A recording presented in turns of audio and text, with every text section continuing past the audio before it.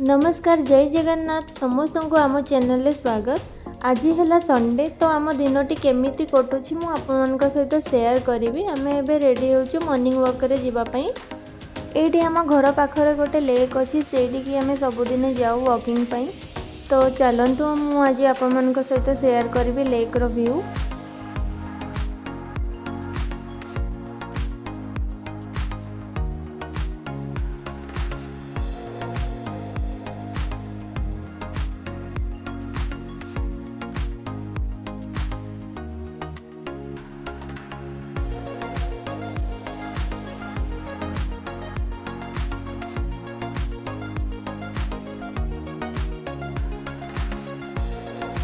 Lake रु आमे पळे आसिलु। आज जेहेतु संडे तो आमे टिके भाबिलु मटन बनेबु बोली।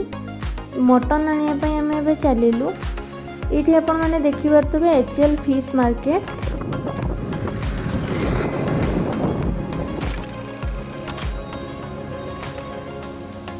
ओडिशा भलिया तो मटन मिलिबनी तथापि गोटे जगह अछि माराथाली बोली सेठी टिके भलो मटन मिले।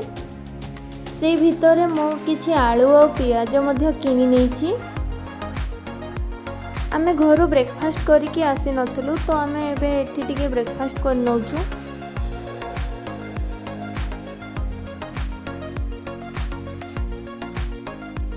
आमे एबे पहुंची गलु आसिकि एचएल फिश मार्केट। गोटे साइड रे माछ और गोटे साइड रे परिबा मिले।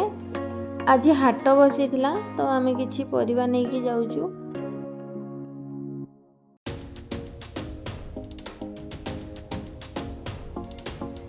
मु सकाळ सकाळ ठाकुर पूजा करिकी पळैथिली।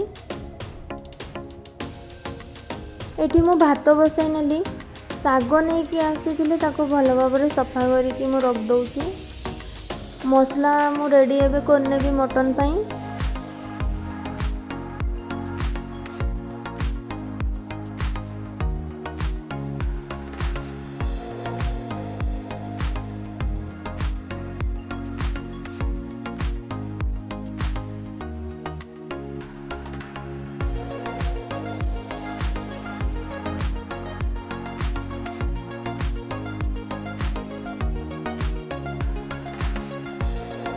मसला मोर रेडी हो गला।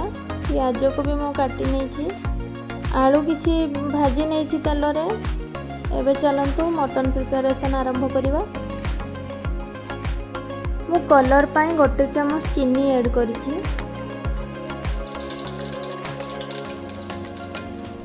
एबे मु कटा प्याज ऐड करूछि। प्याज को भलो भाबरे पूरा भाजी नेबी।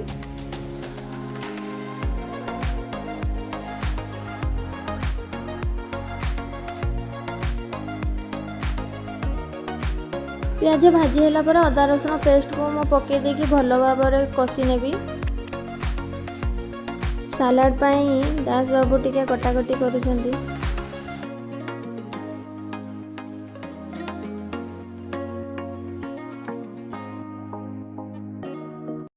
से भितर टिके काकुडी काटिकी आमे खाई नौछु। काहाकु काहाकु मटन भल लगे मते निहाती कमेंट रे जणैबे।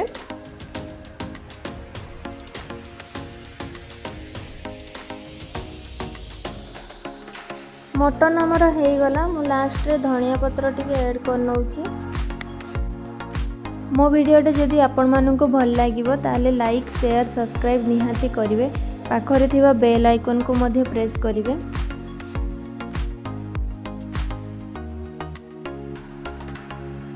लंच आमर पूरा रेडी हो गला।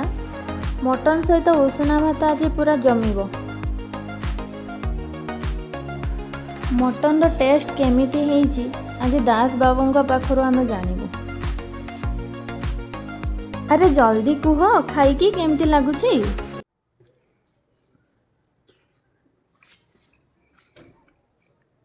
जबरदस्त बढ़िया से दीदी। आज एतिकी रहिले। जय जगन्नाथ। नेक्स्ट वीडियो रे पुणी देखा हबो।